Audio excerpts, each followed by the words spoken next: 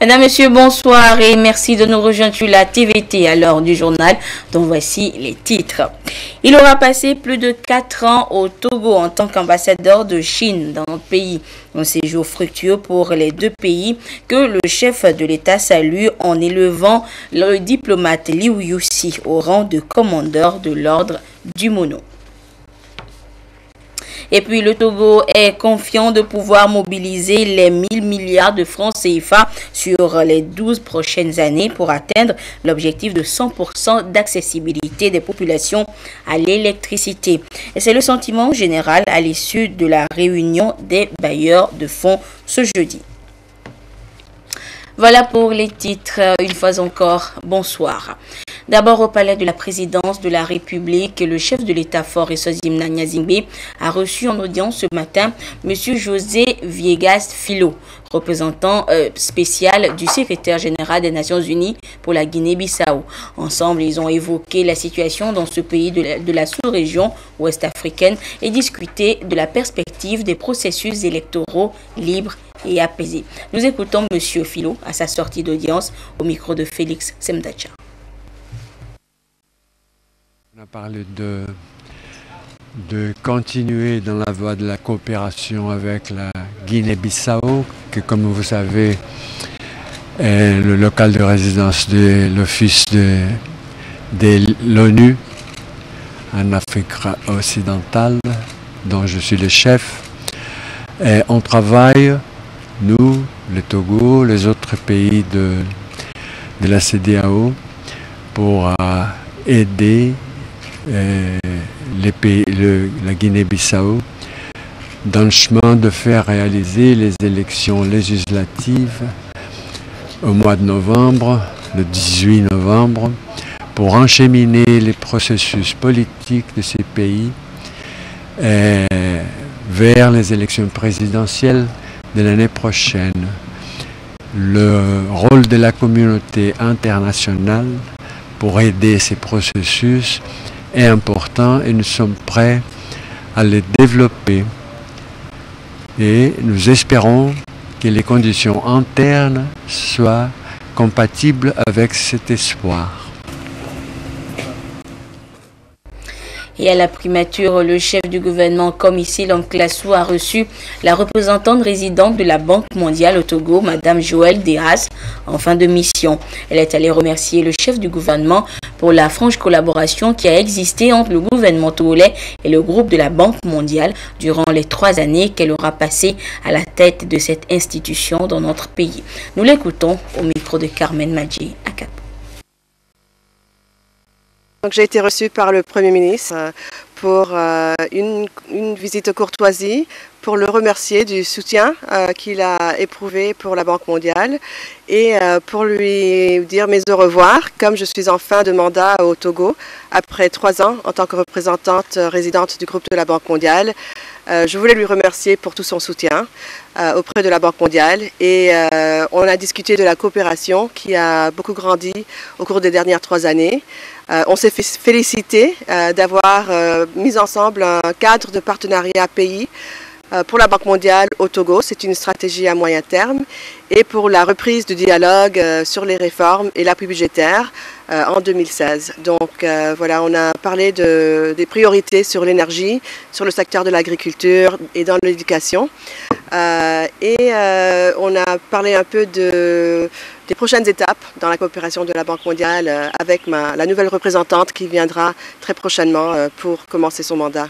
Le Premier ministre m'a remercié pour tout ce que j'ai fait en tant que représentante pour mener le dialogue avec le gouvernement et pour faire croître le portefeuille au Togo. Vous savez, au moment de mon arrivée en 2015, on avait un portefeuille d'environ 150 millions de dollars et aujourd'hui c'est un portefeuille de plus de 350 millions de dollars. Donc on a vraiment triplé pratiquement l'enveloppe pour le Togo, mais aussi on a redynamisé certains secteurs. On est revenu sur le secteur de l'énergie, on a renforcé notre appui au secteur agricole et on a renforcé l'appui sur le secteur de la santé. Mais on va aussi continuer à appuyer le secteur de l'éducation et on est très impliqué sur tout ce qui est attrait à l'emploi des jeunes à travers un projet d'emploi de jeunes vulnérables, aussi le programme de filets sociaux et services de base, qui est un programme de développement communautaire qui est mis en œuvre en parallèle avec le PUDC. Donc vraiment, on a un programme très intéressant. On se félicite vraiment de la coopération qui a été consolidée au cours des 3 dernières années. Clap de fin ce jeudi sur la table ronde des bailleurs de fonds et investisseurs relative à la stratégie d'électrification du Togo. Le document de la stratégie a été examiné par les acteurs du secteur de l'énergie ensemble avec les différents partenaires et le secteur privé. Les partenaires comme la Banque africaine de développement BAD a déjà promis un appui de 30 millions d'euros pour soutenir la phase pilote du projet sur les 2 prochaines années. Les précisions avec Prudence Zissou. Une table ronde des bailleurs de fonds et investisseurs pour obtenir l'adhésion et l'engagement des partenaires en vue de la mise en œuvre efficace de la stratégie d'électrification du Togo. Le pays compte insuffler un nouveau dynamisme au secteur de l'énergie en se positionnant comme leader dans le développement et le déploiement des énergies renouvelables dans la sous-région. Ce pari sera gagné grâce à la mobilisation des ressources importantes pour un véritable accès à l'énergie pour tous. 1000 milliards seront donc nécessaires pour électrifier 500 000 ménages par kit solaire avec la construction de 300 mini-grids solaires et connecter 1000 nouvelles localités au réseau électrique. À cela s'ajoute l'augmentation de la production nationale d'énergie à 100 MW. Il y a eu pas mal d'annonces pour les financements immédiats. Donc, en tout état de cause, nous nous sommes rendus compte, en tenant compte des promesses qui sont faites, que notre première phase de mise en œuvre de la stratégie est déjà acquise. Parce que nous avons 3 phases. Il y a la première phase de 2018-2020, où nous voulons arriver à 50% du taux d'électrification. La deuxième phase, 2020-2025, nous allons arriver à 75% du taux d'électrification. Et la dernière phase, 2025-2030, à 100%. Donc, pour la première phase, je suis heureux de constater qu'en regardant les promesses qui sont faites, nous pouvons mettre en œuvre cette première phase sans difficulté. L'expérience de Bibos dans l'exécution du projet présidentiel CISO a été partagée lors des panels. En 6 mois, 2500 bénéficiaires de kits solaires individuels. Le défi est d'atteindre 100% du taux d'accès à l'électricité au Togo d'ici à 2030. Et la voie pour y arriver est déjà balisée. Nous avions enregistré les premiers résultats de cette rencontre avec l'annonce de la disponibilité financière et de la promesse de mobilisation des ressources additionnelles par la BAD pour financer la mise en œuvre de la stratégie d'électrification au Togo. Quant à la voix spéciale du président français, Mme Ségolène Royal, elle a réaffirmé son engagement à soutenir le Togo dans cette belle aventure. Elle se propose d'être la porte-parole du Togo auprès des institutions françaises et de l'Alliance solaire internationale pour la pérennité du projet. Nous avions également eu une grande satisfaction au cours des panels et des huis clos où des promesses concrètes ont été faites. Au-delà de l'assouvissement des résultats escomptés par le Togo et des mesures d'accompagnement qui en suiviendront et votre expertise dans la mobilisation des ressources financières que l'apport de la technologie et du savoir-faire, j'avoue que le Togo a bénéficié de la maturité des uns et des autres à travers des échanges très enrichissants et comme le souligne ce précepte, de l'expérience des autres, on apprend. Oui, le Togo a appris, beaucoup appris d'ailleurs. Pour offrir des garanties et inciter les investisseurs à accompagner le projet, le gouvernement a élaboré un cadre juridique pour faciliter la production, le transport, la distribution et la commercialisation de l'électricité produite à partir du solaire. L'adoption du texte est prévue dans les prochains jours par les députés à l'Assemblée nationale. Et à l'issue des 2 jours d'échanges et d'apports sur la stratégie d'électrification de notre pays, les bailleurs de fonds et les acteurs intervenants dans le secteur de l'énergie se sont prononcés sur cette nouvelle stratégie et les méthodes qu'elle propose pour l'atteinte de l'électrification du Togo d'ici à 2030 avec un taux de 100%. Nous les écoutons au micro de Luc Assis. Je suis content d'avoir participé dans cet atelier de l'électrification du Togo. On a vu que le gouvernement a vraiment développé un programme très, très ambitieux, mais qui pourrait être réaliste si tout le monde peut apporter ses appuis au niveau technique, au niveau financier. Il y a un besoin du secteur privé de pouvoir aussi participer dans cette stratégie pour donner l'accès au réseau de la population. Mais il y a aussi un grand travail à faire pour être dans le réseau et dans tous les territoires nationaux. Et nous, en tant que Banque mondiale, on est à côté du gouvernement pour pouvoir l'appuyer dans toutes ces ambitions. L'initiative CISO présidentielle est vraiment une intervention unique par rapport aux autres pays africains, où vraiment le gouvernement a pu appuyer le secteur privé à se déployer. Et à mon avis, c'est une approche qu'il faut déployer en échelle. Parce que vraiment, ils ont démontré que le privé peut intervenir au pays sans besoin de beaucoup d'appui financier, mais plutôt de facilitation pour l'installation. Et ça, c'est une approche qui a montré ses résultats ces premiers 6 mois. Et il faut vraiment le pousser pour le déployer au niveau national. Cette stratégie va vraiment dans le sens du développement que l'on attend aujourd'hui dans les pays, sachant qu'en effet, le microgrid et les solar home systems vont être l'avenir. On ne va plus avoir ces systèmes centralisés. Donc on pense que le Togo aujourd'hui, avec toutes ces facilitations et tout ce cadre réglementaire qui est en train d'être mis en place, est dans la bonne voie. Nous aujourd'hui, on est très intéressés par accompagner tous les autres acteurs qu'on a rencontrés ici et on fera de notre mieux pour accompagner cette politique qui est très en voie. Pour la coopération allemande, cet appui est clairement défini. Nous jouons un rôle d'assistance technique, d'appui conseil et plus directement nous allons appuyer institutionnellement la nouvelle agence togolaise d'électrification rurale et des énergies renouvelables dans sa fonctionnalité, dans son organisation, des structures du ministère des Mines et Énergie aussi dans le même sens, et surtout d'améliorer le cadre réglementaire, les conditions cadres permettant en fait la mise en œuvre de la stratégie. Je suis assez satisfaite de la stratégie puisque le gouvernement a pris soin d'intégrer les éléments de formation nécessaires pour pouvoir porter la stratégie ambitieuse du gouvernement, puisque moi je pense qu'il faut effectivement investir dans les infrastructures, mais il faut aussi et surtout peut-être même investir dans le capital humain. Et la jeunesse, c'est un capital humain dans lequel le gouvernement a fait le choix d'investir, donc je suis particulièrement satisfaite. Je travaille donc pour des fonds d'investissement internationaux qui souhaitent s'implanter en Afrique. Et donc, au regard de la clarté de la stratégie qui a été établie par le gouvernement, je serais particulièrement heureuse d'aller dire justement à l'extérieur, à tous ces investisseurs, attention, voilà, le Togo est une terre d'opportunités pour vous également. Il faut s'intéresser un peu plus à ce pays. Et à l'instar du secteur énergétique, le Togo recherche également du financement pour les infrastructures routières. Notre pays s'est engagé à moderniser son réseau routier sur toute l'étendue du territoire. Et depuis ce matin, des données sont présentées en vue de l'élaboration du projet budget-programme pour l'entretien routier durant l'année 2019. Dédé Koussao et Nathalie Panégé nous en disent plus. Il est question de faire le compte-rendu des opérations de collecte des données routières.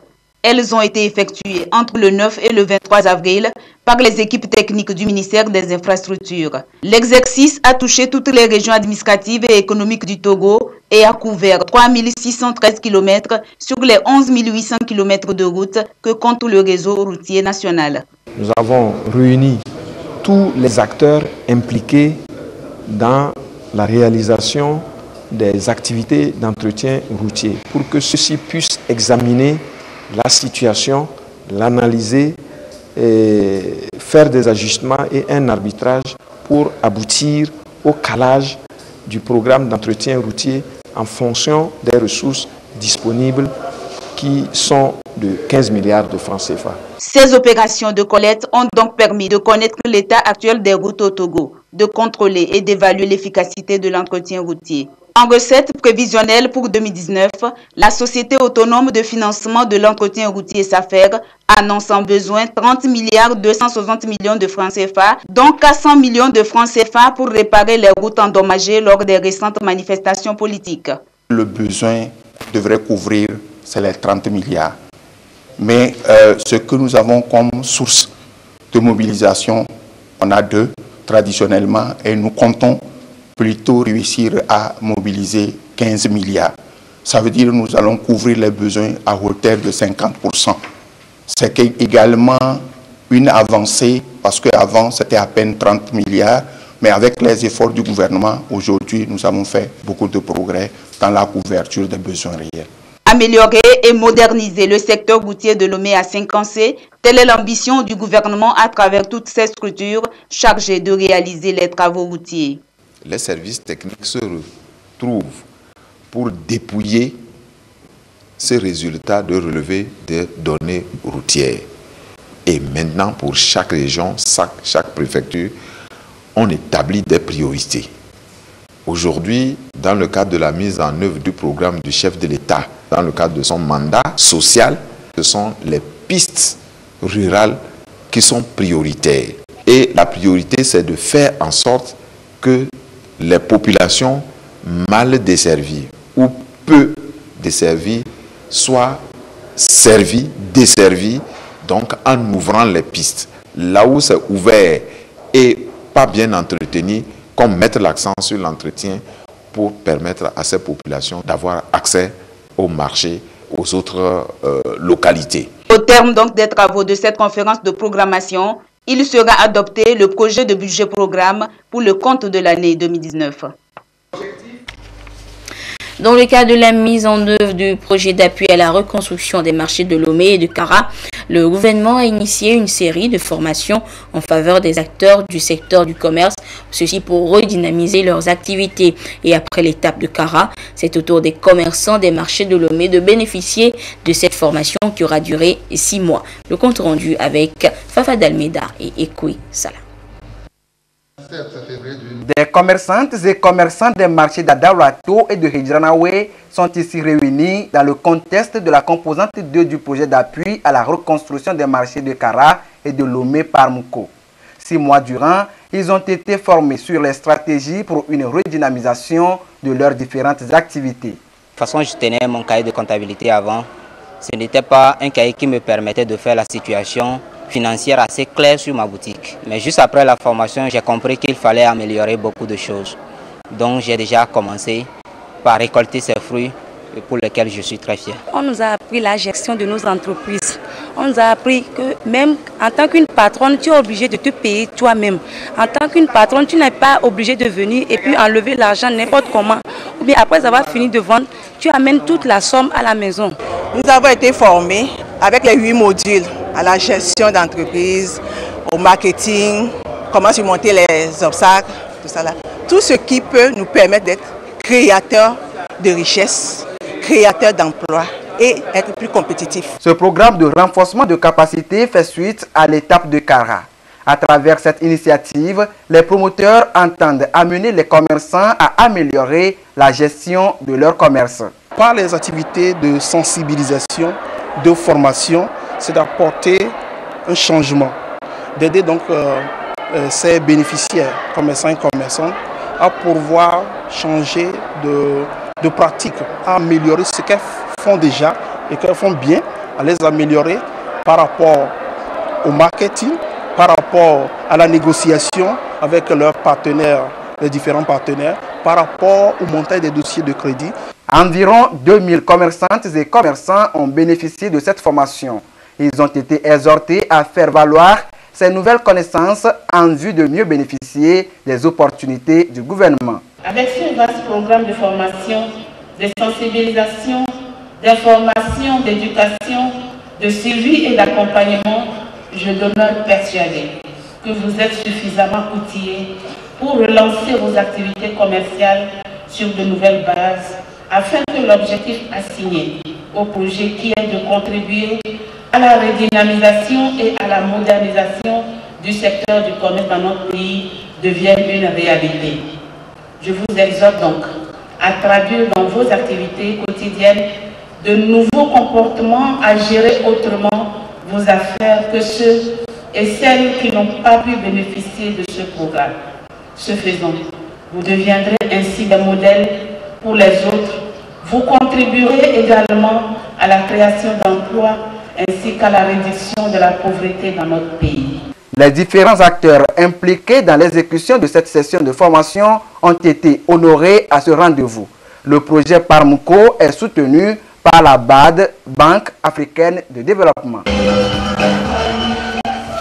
Des commerçants et commerçantes appelés à être de bons contribuables et pour permettre une meilleure compréhension de certaines notions relatives à la fiscalité, notamment le crédit d'impôt.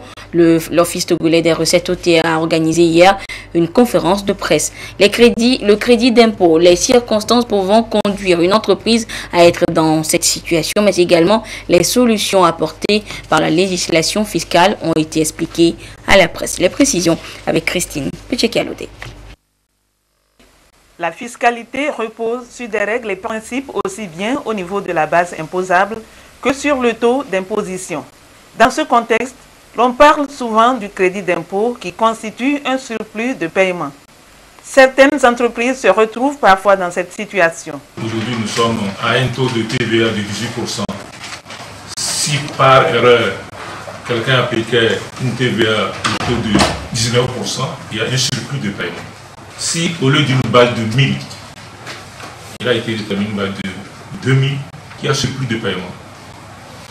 En dehors de ça, au plan régional et puis au plan national, il y a certaines dispositions qui ont été prises pour permettre à l'État d'avoir des recettes en attendant que les opérateurs économiques déposent les états financiers. Je donne par exemple le cas des acomptes BIC ou bien des acomptes IS. Alors, la compte BIC consiste à quoi? Si vous importez, par exemple, 1 million de marchandises que vous voulez vendre, la loi fiscale impose qu'on retire 1% sur vos importations qui constitue pour vous un acompte d'impôt. Ou bien, lorsque vous êtes producteur ou bien vous êtes importateur, vous vendez aussi à vos clients, vous avez l'obligation de retenir 1% sur le montant des ventes qui constitue pour eux un acompte BIC ou IS à faire valoir sur leur impôt qu'ils auront à payer. La taxe sur la valeur ajoutée TVA est un impôt sur la consommation et c'est le consommateur final ou le dernier acheteur du bien qui supporte cette taxe. Il peut arriver que l'opérateur économique qui a importé les marchandises, qui a payé la TVA à la douane, lors de la vente des marchandises qu'il a importées, puisque la loi lui permet de se rembourser la TVA qu'il a payé au cordon douanier, parce qu'il n'est pas consommateur final. Lorsqu'il se rembourse la TVA par le droit de déduction qu'il a reconnu, il peut arriver que l'imputation qu'il fait ne lui permet pas de se rembourser la totalité de la TVA qu'il a payée au cordon douanier. On détient un crédit d'impôt sur l'administration fiscale que lorsque on n'a pas réussi à se rembourser la TVA qu'on devait se rembourser par le biais de la déduction, l'administration fiscale a l'obligation de rétablir le contribuable dans ses droits lorsque elle constate que l'opérateur qu'on a payé en trop. Aucune société d'État ne peut se prévaloir du fait que les sociétés d'État pour ne pas payer l'impôt. Les petites et moyennes entreprises font parfois traîner les crédits d'impôt, ce qui pèse sur leur trésorerie. Les contribuables, selon l'OTR, n'ont pas que des obligations. Ils ont également des droits qui obligent l'administration fiscale à leur décerner des gratifications en fonction de leur capacité contributive. Le ministère de la Sécurité et de la Protection civile a réceptionné hier après-midi 2 véhicules, un don de l'unité Border Force du Royaume-Uni qui vient ici renforcer l'Office central du trafic illicite des drogues et du blanchiment dans sa mission première, celle de lutter contre le trafic de drogue au Togo. Les précisions avec Dédé Koussaour et Nathalie Panegui. Merci. Transporter les personnes interpellées dans les affaires de drogue au Togo et faire la recherche des substances. C'est le rôle que vont jouer ces 2 véhicules, tout équipés, offerts par l'unité Border Force du Royaume-Uni au ministère de la Sécurité et de la Protection civile. Cet appui vient renforcer l'Office central du trafic illicite des drogues et du blanchiment dans sa mission de lutte contre le trafic de drogue au Togo. Ils ont des rôles différents. Il y a un qui est beaucoup plus dédié au transport des personnes interpellées dans un environnement sain et sécurisé, permettant à ces personnes interpellées, si éventuellement elles avaient ingurgité par exemple des boulettes de drogue, donc au cours du trajet de pouvoir déféquer sans très grand risque de perdre leur vie, parce que c'est un risque pour ces personnes-là qui se proposent de transporter la drogue dans leur tube digestif. Cela peut s'éclater à tout moment et donc ce véhicule est équipé d'une structure pour donc accueillir ces drogues dissimulées dans le ventre au cas où elles bougeaient dans le tube digestif du trafiquant. Le deuxième véhicule, lui, il est beaucoup plus dédié aux recherches approfondies de substances cachées et il permet avec son équipement même de voir dans un environnement peu éclairé ou pas du tout éclairé. Selon Matt Beckingham, chef de la délégation, si les frontières du Togo sont sécurisées, celles du Royaume-Uni le sont aussi. C'est en ces termes qu'il a aussi salué les efforts du Togo dans sa lutte permanente contre les trafics de tout genre. Pour sa part, le ministre Yak Damham a remercié les donateurs pour ce geste qui renforce les liens d'amitié et la coopération sécuritaire entre Londres et Lomé.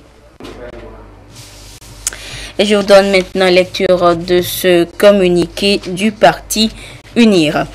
Le mercredi 27 juin 2018, les protagonistes de la situation politique togolaise se sont retrouvés à l'hôtel du 2 février autour des facilitateurs désignés par la CEDEAO, leurs excellences, le professeur Alpha Condé, président de la République de Guinée, et Nana Akufo-Addo, président de la République du Ghana, dans le cadre du dialogue politique inter-togolais.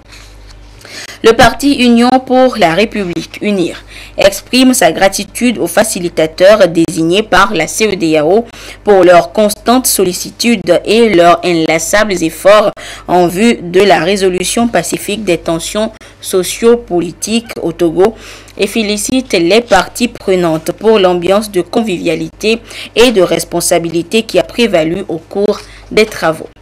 Il se félicite de l'invite des facilitateurs aux protagonistes à s'abstenir de tout acte et de tout agissement susceptible de constituer une menace à la paix et à la stabilité du Togo et de la sous-région et à poursuivre les concertations pour aboutir à un consensus global. Le parti Union pour la République se réjouit de l'accord des parties prenantes pour la poursuite des activités du Parlement conformément à la Constitution au-delà de l'échéance prévue, et ceci dans le respect des dispositions constitutionnelles, et prend acte de l'impératif réaffirmé d'organiser les élections législatives avant la fin du mois de novembre 2018. Le parti Union pour la République réaffirme sa foi dans le dialogue politique en cours ainsi que son attachement au respect des normes et principes de la démocratie et de l'État de droit. Les nuisances sonores et leur impact sur la santé humaine sont au cœur d'une séance de sensibilisation initiée par le ministère de l'administration territoriale, de la décentralisation et des collectivités locales. Et c'est une vaste campagne qui est menée ainsi sur l'ensemble du territoire à l'endroit des responsables religieux pour amener à une prise de conscience sur ces comportements qui empêchent le vivre ensemble. Aujourd'hui, c'était l'étape d'Agoué. Le compte rendu avec Clarisse Aticlet.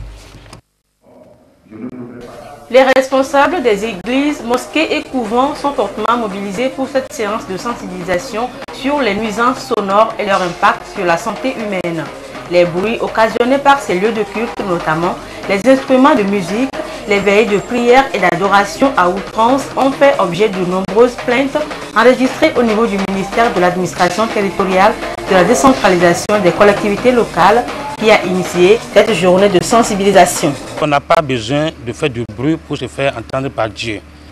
Et c'est le lieu de lancer un appel aux pasteurs, aux adorateurs pour qu'ils puissent s'organiser, réduire les lieux et les bruits dans les lieux d'adoration pour ne pas tomber sous le coup de la loi. En matière de la religion islamique surtout, tout ce qui est nuisance est interdite. Que ce soit la personne qui émet cette nuisance ou celle qui reçoit cette nuisance. On dénombre au total 8277 lieux de culte au Togo, dont 488 seulement reconnus et autorisés. En clair, 7600 existent de façon illégale avec leur cortège d'abus de confiance, d'escroquerie, d'agressions sexuelles et autres vices. L'idée est de faire connaître aux leaders religieux la législation en vigueur au Togo sur la liberté de religion. C'est une démarche pédagogique de l'administration qui consiste à sensibiliser, à expliquer. Après cette phase, nous allons passer à une étape de suivi et de contrôle qui va nous amener à appliquer la réglementation. Parce que les nuisances sonores sont régies par les lois en vigueur. Et ces lois-là vont être mises en œuvre par l'administration pour essayer de rétablir les équilibres fondamentaux dans un État laïque. L'administration ne peut pas rester les bras croisés devant la situation aujourd'hui de ces nuisances-là qui sont créées dans les différents lieux de culte que nous avons dans notre pays. Cette séance de sensibilisation, dont le thème est « Lutte contre les nuisances sonores pour un meilleur vivre ensemble », est ici à l'étape d'Agoué. Elle couvrira l'ensemble du territoire pour véritablement mettre fin aux nuisances sonores qui perturbent la quiétude des citoyens. Il faudra retenir également dans l'actualité la tenue ce jeudi de la 9e séance plénière à l'hémicycle, séance consacrée aux questions orales au gouvernement. Et c'est le ministre en charge des infrastructures qui était face aux élus du peuple pour répondre aux interrogations de certains députés de l'opposition sur l'affaire Bolloré. Nous y reviendrons dans nos prochaines éditions. Il faut également signaler que dans la matinée, une rencontre tripartite a eu lieu toujours au nouveau siège de l'Assemblée nationale entre le gouvernement, les députés et les syndicats d'enseignants. Cette rencontre d'échange sur le mémorandum d'entente signé entre le gouvernement et la corporation des enseignants se poursuit demain.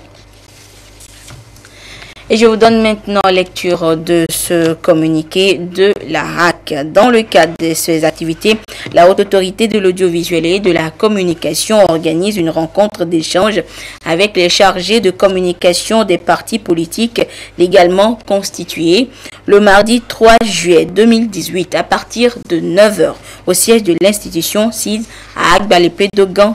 Cette rencontre à laquelle sont conviés les rédacteurs en chef de la télévision togolaise, de Radio Lomé, de Togo Presse et de l'agence togolaise de presse a pour objectif d'échanger sur les modalités pratiques de couverture des activités d'accès équitable des partis politiques aux médias officiels et sur la sécurité des journalistes sur les lieux de manifestation.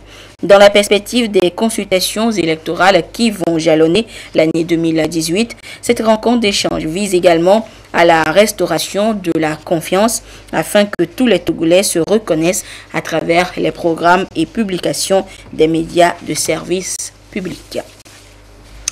Et nous ouvrons maintenant la page des sports. Nous sommes jeudi, nous retrouvons notre ami de tous les jeudis, Claude Ama. Claude, bonsoir. Bonsoir Anita. Claude, le championnat national de première division saison 2017-2018 s'achève samedi par la 30e journée. Une journée qui déterminera le sort des 16 clubs engagés. Effectivement, Anita, à l'issue de cette 30e et ultime journée, 12 seront maintenus et 4 diront au revoir à la première division. C'est le tableau que nous peint Jean-Kofi Ededi à travers l'avant-papier de la 30e et dernière journée.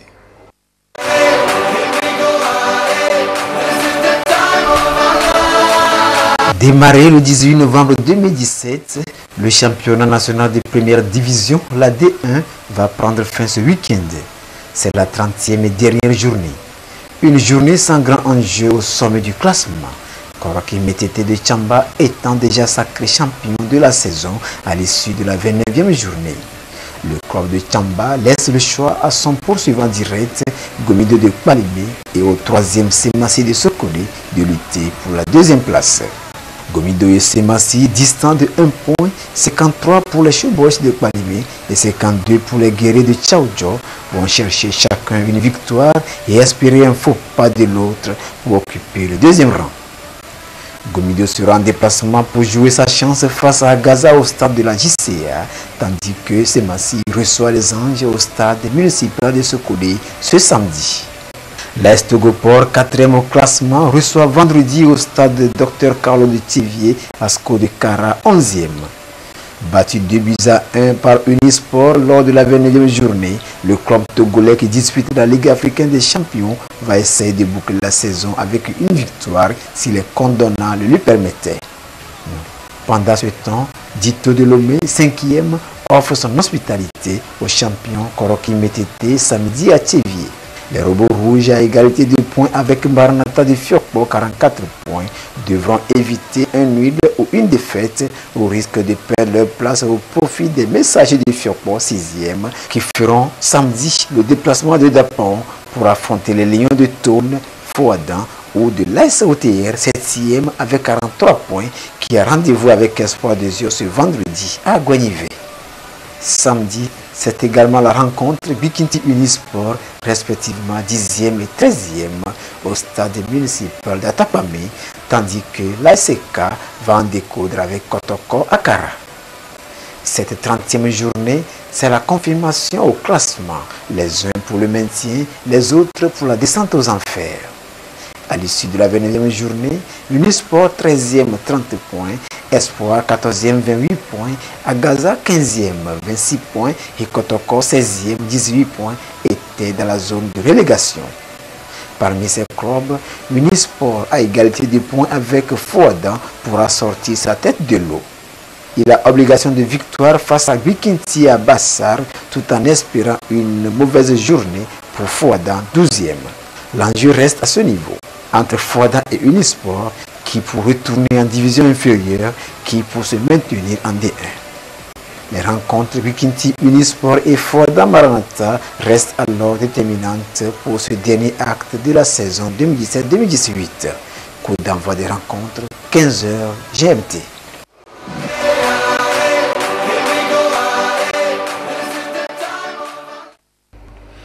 Et Claude, tout le continent africain avait nourri son espoir sur le Sénégal pour une probable qualification au 8e de finale de la Coupe du Monde cet après-midi.